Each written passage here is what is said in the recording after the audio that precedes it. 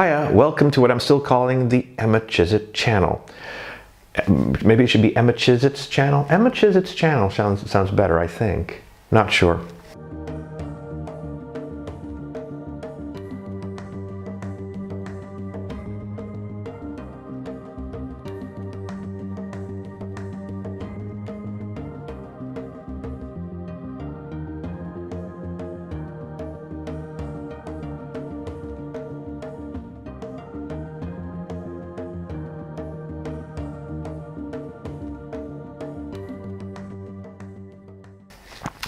Anyway, I want to address what is kind of the elephant in the room when you're a straight, cis, white male doing drag.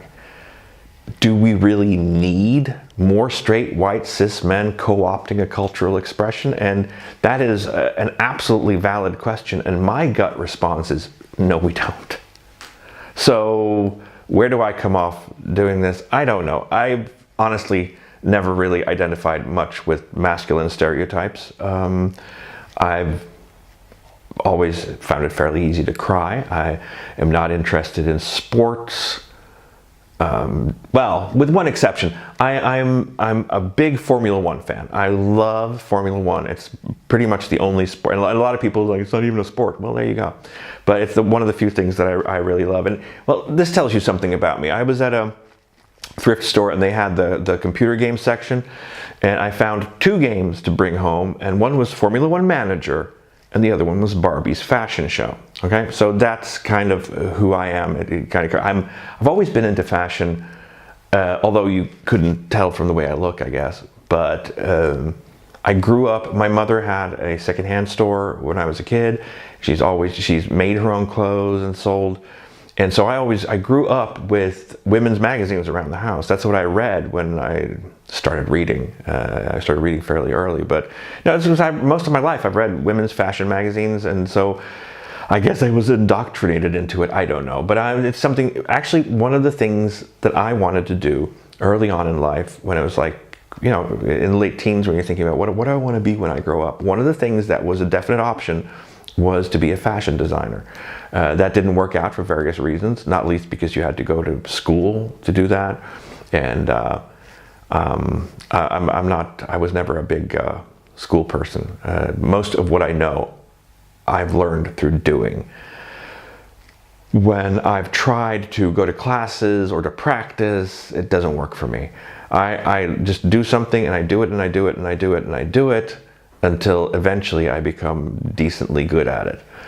And for instance, Photoshop. I have never had a Photoshop training in my life, and I've got to say, I'm not going to be coy about this. I'm pretty damn good at Photoshop. At some things anyway. I'm pretty good at retouching photos and things like that. But that's from just fiddling around, just doing it and doing it. And my first real computer was a Mac, and so at that time there were almost no games on the Mac. So it was like, when you sat down at it and you were bored, it was like, all right, I'll just open Photoshop and fiddle around with a picture. So, but back to the question at hand is, you know, what about being a straight, cis, white male in this queer space, and is it kind of cultural appropriation in a sense? In a sense, it could be. That's one of the reasons I don't want Emma Chiswick to be campy gay. I'm not going to go around saying, oh, hunty, or occur. Nothing like that. I want her to be a fairly believable female character. So it is kind of more female impersonation maybe than drag in a sense, but it goes under drag. And when we started going to Monster Ronson's, which is the place we go every Tuesday to watch the House of Presents show, I did actually send an email to Pansy, who runs the show, and ask her if it was okay for us, me and my wife, as a cis-het straight couple, to show up there. And was told that, yeah, just don't be an asshole. And because I respect the concept of safe spaces, especially after having gone in drag to what is essentially a safe space for drag, but I respect that. You know, we don't want straight people in here. Okay, it's like, it kind of sucks, but I get that. There's enough room for straight people in the rest of the world. But still, even though we had been invited or been told it was okay, early on when I was there, I would be like really hold back. My wife would ask me, it's like, are you okay? And I'm like, I'm fine, I'm just low key. Because I do not want to be another white guy invading space going, hello. So that's why it's been so important for me in this journey of getting into drag that I've gotten a lot of support and encouragement from queer friends. That's meant a lot to me, because I really don't think that I would feel comfortable if it hadn't been for people going, no, it's fine. And I don't want to pull out my queer credentials, although I already have by talking about growing up with fashion magazines.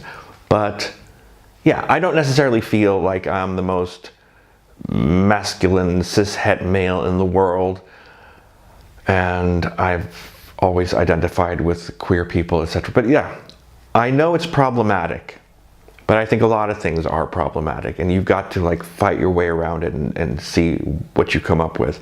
And for me, this has turned out to be something important. This has turned out to be something that I need to do more than I really want to do it, if that makes any sense.